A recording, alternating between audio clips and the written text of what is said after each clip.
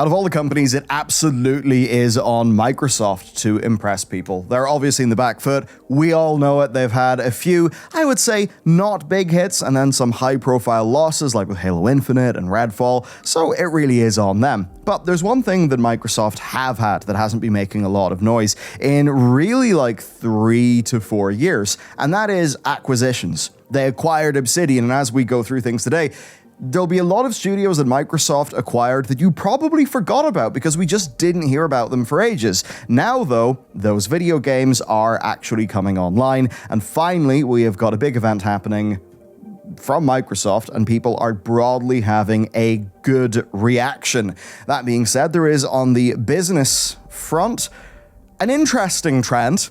Of course, you will have remembered the Diablo 4 early access period of 5 days, and usually that's the sort of thing applied to games with a big network effect, right? Multiplayer games, and you could even say, well, the early access helps them get the servers online before, everyone rams in.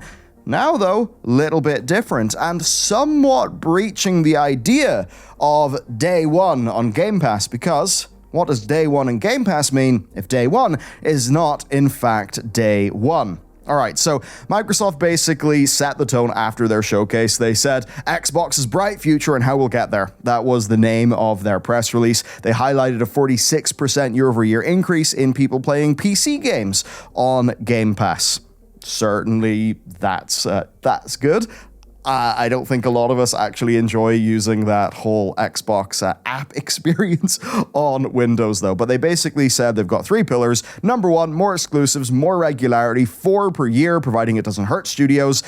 First-party titles have got 150 million MAUs. Then, ID at Xbox, which is the other publishing stuff, 4 billion paid out to 5,000 games from 100 countries in development of all different scales, and then they call out gaming everywhere. Of course, with all the merger news, they did a lot of talking about how their titles will be on all the different streaming services, which does mean cloud, Game Pass, consoles, GeForce Now, which certainly is an interesting one, and there's also a new 1 terabyte Xbox that's on the way. Now, let's actually talk about the games. The big thing here is that everything has been shown in-engine by default, unless otherwise stated. In-engine does not mean actual gameplay footage, though. It just means it's running on the engine. If that is captured on the actual hardware, right, like on a Series X, that is doubly good. Everything here is coming to the Xbox X and S, Windows, and Steam, unless otherwise stated, and they're actually going to have more stuff from their external partners at a showcase on Wednesday, with more gameplay and interviews. But what I want to do is actually talk about the first parties. One of the big ones we've been looking out for, of course, is Fable, and this is one that's had an interesting development. I remember seeing a report of Playground Games staff kind of moving on because it was just taking so long to make it. But yes, we did get our big showcase of Fable in the form of Richard Ayoade, in fact, being the giant, right, from the fairy tale. Quite a nice trailer, absolutely, I think, in keeping with Fable. I would say also certainly looking, quite like a looker. Now, this was explicitly stated to be captured on the Series X. Of course, no heads-up display, no, UI or anything like that. This will be a day one Game Pass game, and there is no release date. Certainly, though, Fable, it's got the potential to be one of those really, really big franchises. I think free from, to charitably call it, Molyneux madness, there may be a better chance that you could have a more well-rounded, broadly positively received Fable experience. So, big winner, but it is undated, as is South of Midnight. Now, Compulsion Games, they made, of course, We Happy Few. I am pretty blown away by the art style of this game. I think it looks absolutely gorgeous. Basically, the mythos and folklore of the American Deep South, absolutely looking fantastic. And this is a first-party title because Compulsion Games were acquired by Microsoft. Now, yes, this is probably not going to be some massive system seller purely because of scale, but I think a strong showing, right? It's good to have diversity. It's good to have loads of different games, right? of course, you look at Sony and you do think, yeah, they're kind of doing one sort of big blockbustery game, but the more Returnals, the more different sorts of games you get in there, absolutely the better. So I really do like to see that. There's also Fallout 76, which is here. Yes, there's a new expansion that is undated that's going to Atlantic City, so I suppose that's where you'll be getting your gambling on. Hopefully not game mechanics. Yeah, look, Fallout 76, pretty interesting thing. A lot of us are anchored in an opinion from this game's launch, where the launch was obviously a shit show. It since has actually become a quiet little sleeper success. One of those things, I don't think people talk much about it, but they absolutely do play it. It's just off in its own corner, so... Not particularly crazy. To move on, though, we've got Clockwork Revolution. This is from In Exile. Now, In Exile, they've done games like Wasteland and Arcanum. They make awesome stuff. I think awesome stuff that was certainly more like niche CRPG than what we're getting here. Now, when I look at Clockwork Revolution, though, I mean... It's obvious that, yes, there are some of the feelings of, say, a BioShock Infinite. I think BioShock Infinite, for me, I loved it at the time. I think it is a better game in promise than it ended up being in reality from a gameplay perspective. I think we all know that it had a very troubled development cycle and quite a lot of gameplay mechanics were cut. So I'm certainly interested here. We've got a time travel, alternate universe sort of plot point thing going on where you're personally interfering with the timeline to, like, alter events in the past and the present. I think the art direction is really strong. Jason Anderson, of course, being the principal designer, he is famed for being one of the designers of Arcanum, which is a fairly legendary steampunk RPG. So, looking great. This is framed as being pre-alpha in terms of footage, so you're not going to be getting anytime soon. Now, Avowed. Gotta say, Avowed is an interesting one for us. Now, this is Obsidian. Obsidian, of course, have made a lot of bloody fantastic games. Okay, maybe not always 100% technically up to snuff on launch. Hello, Fallout New Vegas. But what they consistently did over Bethesda was bring a level of, I would say, just characterization and writing. It was a cut above what Bethesda were doing. Fallout 3, great game. New Vegas, I think, a much stronger narrative experience. So, Avowed is very much them taking on the Elder Scrolls in that it is a real big first-person, role-playing game.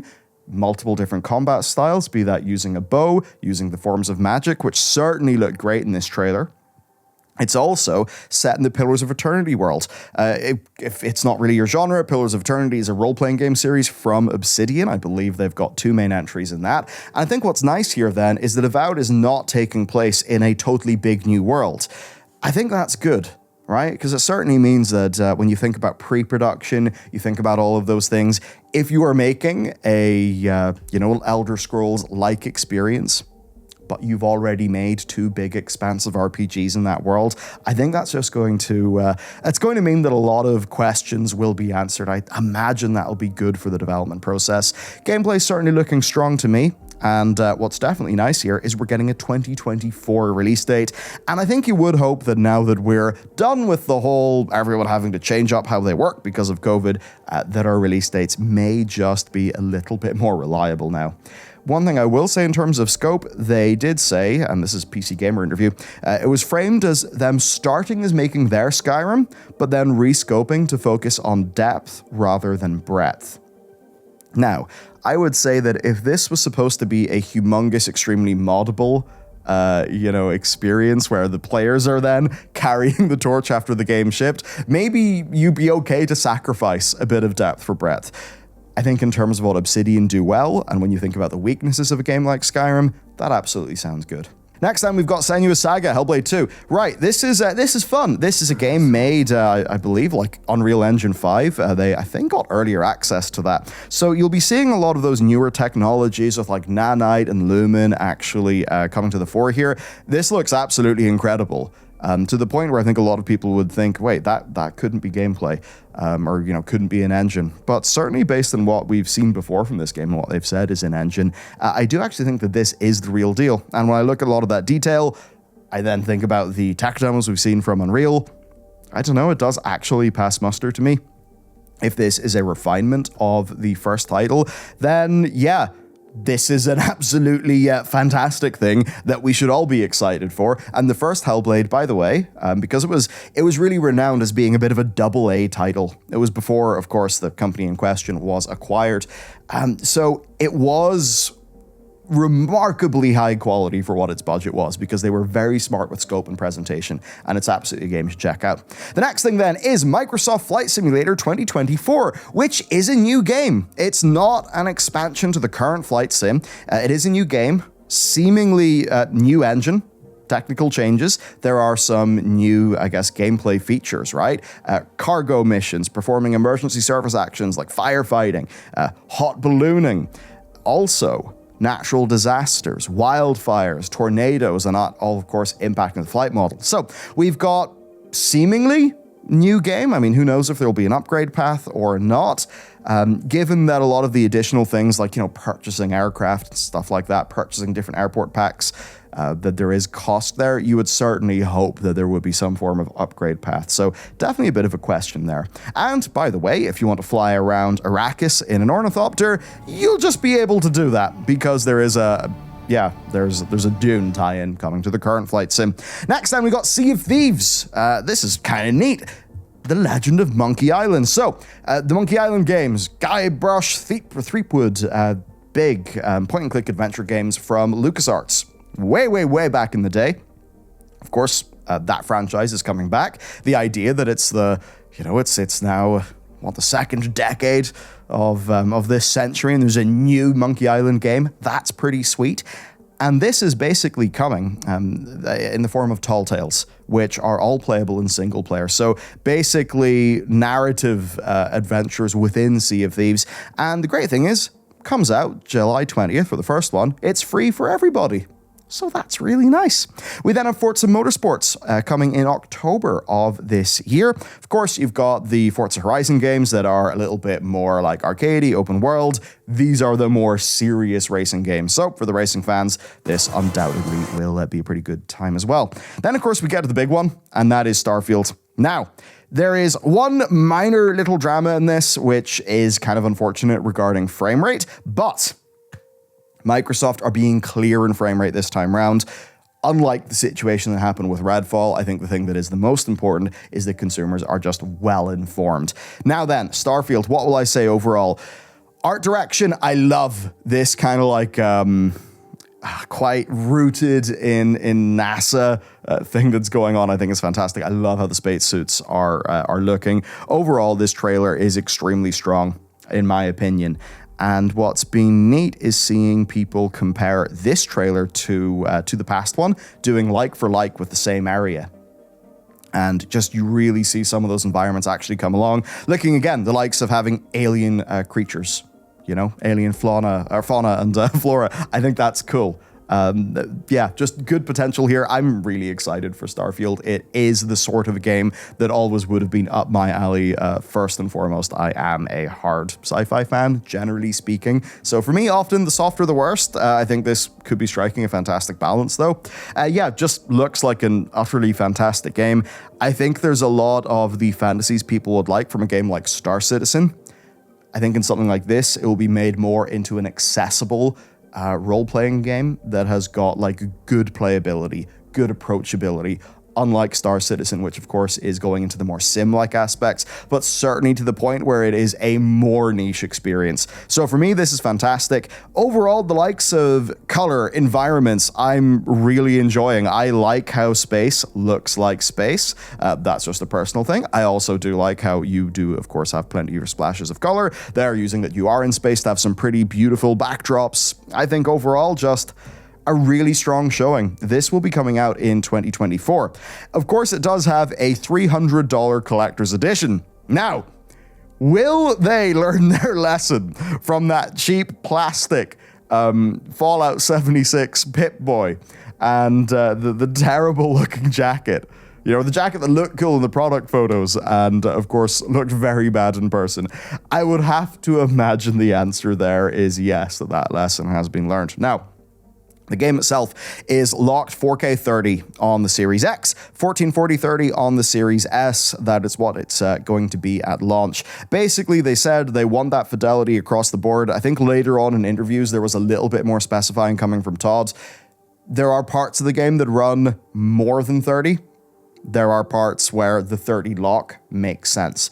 Generally speaking, what you actually want is a consistent frame rate, right? Because if you're jumping, and I'm sure if you've cranked the settings too high in a PC game and it's running anywhere between 45 and 60, the frame timings are all over the place. It just doesn't end up being a good experience. Of course, though, on PC, it'll be whatever the hell you want. Overall, then, I think looking quite fantastic, one that I'm looking out for. And 2023. Again, so when you overall look at the first party situation, 2023, we have got Starfield, we've got Forza, Sea of Thieves, I suppose. Not massive for me, but certainly for some people. So you do actually have quite a strong 2023. With 2024, we've got Hellblade 2, which, I don't want to say that it's their answer to God of War Ragnarok or anything, but like seriously, the first Hellblade is really good. I'm really excited for this one, what they cook up. So I think this could be a real winner. It just doesn't, of course, have like the brand value. It's not as known as God of War, but I think still fantastic. Flight Sim 2024, that's fantastic. Avowed in 2024, also fantastic. Maybe for 2025, you're going to be looking at having like Fable and Clockwork Revolution.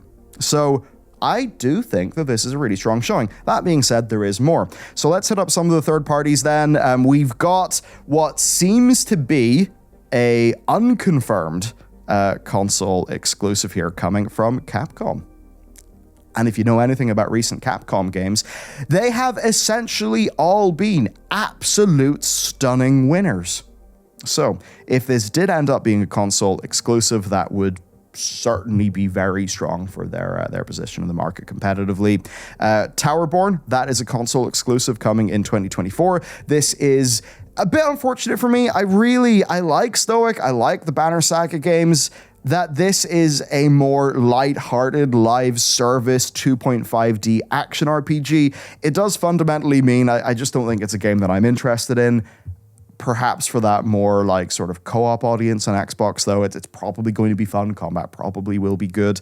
I suppose I always just get a little bit sad when I see narrative trilogy and then I see seasonal live service game. That's just how it is for me. To move on then, Dungeons of Hinterberg, if you want to get some action-adventure RPG, Austrian Alps, which honestly seems kind of dope. We've got a new game, 33 Immortals, from the creators of Jotun and Spiritfarer. Spiritfarer, by the way, beautiful game. I mean, Jotun's great too, but seriously, check out Spiritfarer. It's awesome. So great that they've got more. Console exclusive 2024. Then Metaphor Re Fantasio from Atlas, who have just got a new IP.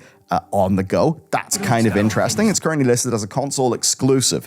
Again, 2024. Now, Star Wars Outlaws, this is from Massive. Massive are quite a large studio. They're doing, of course, the Pandora game, the Avatar game.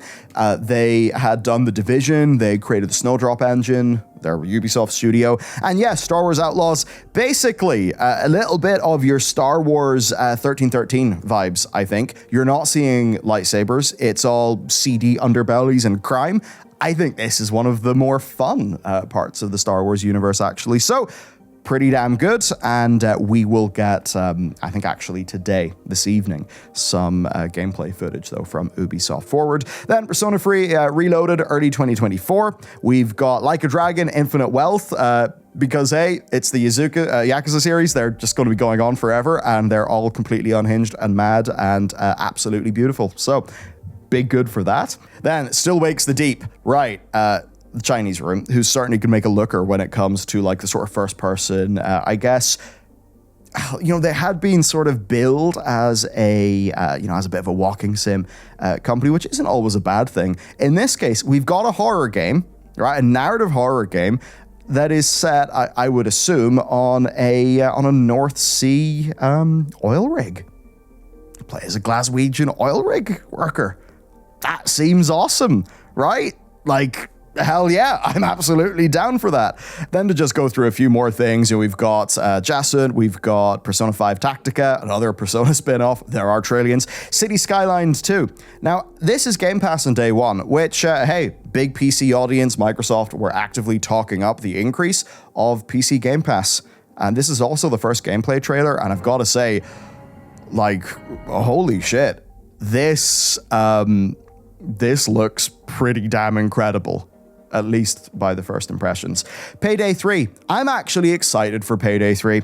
A lot of times I've wanted to play Payday 2, right? Now, that being said, split screen. We gotta have it. But of course, Payday 2, you can't play it, on a console with 60 FPS. So I'm actually kind of down for this, to be honest. And then Cyberpunk 2077 Phantom Liberty. I'm really glad I did not get around to playing Cyberpunk 2077. The reason why, this revamps the core game. Quite big. It revamps the core game. If you had criticisms of the police system, they're going to try to fix that up.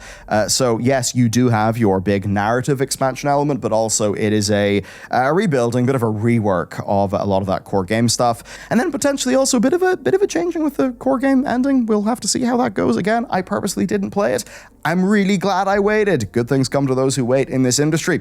Overwatch 2, they showed that off. Yeah, look, it's Overwatch 2 for what it is. Probably good, probably fun. Undoubtedly, though, a cut down from Blizzard's initial ambition of eventually making their way back to having Project Titan. And if you go to the core takeaways, actually, before the core takeaways, there is some strategic alignment on this, because Xbox Game Pass Ultimate users get all 6 new heroes, extra legendary skins, and cosmetics as a part of their subscription going forward. That's pretty big. Of course, Game Pass Ultimate is the one that is on PC and console as well, because obviously you don't play this game on the Xbox app on your PC. I imagine you just sign in with it, or it's some redeemable bonus. That's actually really strong. Game Pass Ultimate, it also has got, I believe, a deal with Riot Games for a bunch of the Riot stuff. It happened ages ago, but the more that they can take these, what I would call lifestyle games, and bundle those in, that's actually getting quite strong. I mean, look, take those $60 Valorant gun bundles. Well, maybe you take something in Valorant and you start to convert more of that audience into having PC Game Pass. Then Microsoft actually does have a way, because yes, they're on Steam, but if they can take the non-Steam games, like League of Legends, like Overwatch 2, and actually bring those people onto Game Pass Ultimate, then, well, they actually do have a way to compete that is different to the Tim Sweeney model of grabbing exclusives and then shoving them onto the Epic Games Store, where nobody really looks. And unless you're a really big name, it is an absolute black hole of marketing. Every indie knows the Epic Games Store is the smallest of all of them. It's smaller than Humble, it's smaller than, it's seriously tiny. Okay, what's our core takeaways then? Well, there is one thing. Starfield and Forza have 5 days early access as a part of their premium upgrade. And there's no evidence that this applies to Game Pass. So, what does day one Game Pass mean? If you can actually play the game at T minus 5 days. Bit rumbly, isn't it? Now, as for the overall event, I think on the first-party side, they're absolutely focusing on where Sony have them thoroughly walloped, and that is big single-player titles, because there are 6 of them. There's 6 of them, and they pretty much all look great to me. We've got 2 live service titles that can also be played solo. You've got 2 MMOs in the form of Elder Scrolls Online and Fallout 76, because yes, ESO's got another expansion coming. There are 3 single-player non-franchise IP as well, which is, I think, quite contrasting with Sony's new IP that is a bit more leaning into the live service way, because I suppose Microsoft already have got a few live services. Also, looking at those third parties, a lot of console exclusives, and only 4 clear multiplayer titles, blend of existing IP and new IP, and there is still stuff left for next year, because Machine Games are making an Indiana Jones title. We've got State of Decay 3. There's also Perfect Dark. This started off really as their big quadruple A game from the initiative. That whole thing went completely didn't go well, but Then they entered a development agreement with Crystal Dynamics. So whatever that is, it does seem that Perfect Dark will be a big, mostly Crystal Dynamics built game. And then, of course, any Gears or Halo-related stuff that's coming. Also, there's Everwild, which, who knows? Maybe they've worked out how you actually play Everwild over at Rare. And then in terms of talking about like big business things, they really kept that to a minimum. It was very focused on the games. There were a lot of games, and it was almost all in-engine, at the very least, stuff running on real hardware. So I've got to say, this is actually very, very strong. I suppose for a lot of people, they're going to think with Sony, right, okay, your next Naughty Dog game is going to be years away. The Last of Us multiplayer game is a little bit behind. Your next big Horizon, it's going to be a long time away. I guess there's Wolverine coming out, after Spider-Man 2, but for a lot of people, it's been very clear that Sony have had a remarkably strong start to this console generation with, just pumping out sheer bangers, let's be fair to them. Now, though, as we sort of look at the middle, it does seem that Microsoft have got a little bit more on the horizon, which of course makes sense. They bought all those studios, and it does take time for studios to actually make games. And I think there's not much else to be said about it. This was a very strong showing. It was, and that's good. It's been a bit worrying, right? That it seems so lopsided in the console market between sales and, all of sales, games coming out. It's absolutely better for everybody when there is strong, vibrant competition. And certainly these two companies will be pushing each other to invest more money, to make bigger games. Certainly, yeah. I'm interested. I'm excited. I think the only other looming question for me is, what are Sucker Punch doing next? I want to see what's following up Ghost of Tsushima. I think that might be like my next big hitter over in PlayStation. Certainly, though, overall, it's a good time for games, and if you're a PC gamer, it's really good because so many of those Sony games are also coming to PC, and everything talked about today is coming for PC, where, depending on what your GPU is, if you want to do 1080p 60 or 1440 60, you can do that. Certainly, that's how I'll be playing Starfield. All right, that's it for me. I'll see you next time.